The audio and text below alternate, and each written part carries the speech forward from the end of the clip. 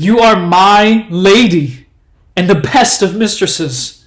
Therefore I would not grieve you, for I know you love this best, but most unhappy man.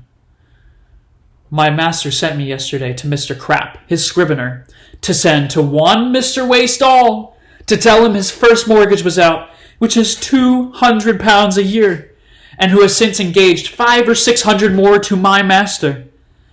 But if this first be not redeemed, he'll take the forfeit on it, as he says a wise man ought.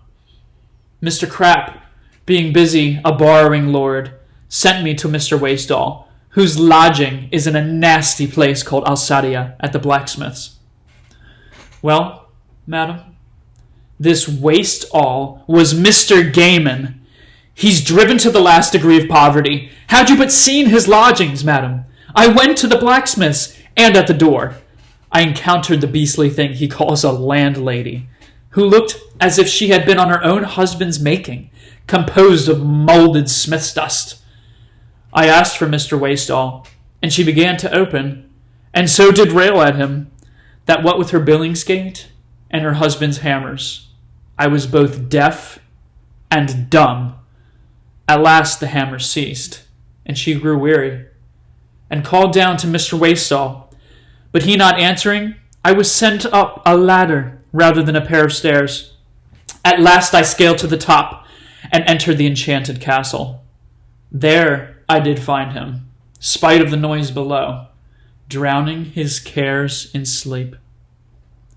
He waked, and seeing me, oh, heavens, what confusion seized him, which nothing but my own surprise could equal. Ashamed, he would have turned away, but when he saw but my dejected eyes, I knew him. He sighed, and blushed, and heard me tell my business, then begged I would be secret, for he vowed his whole response and life depended on my silence.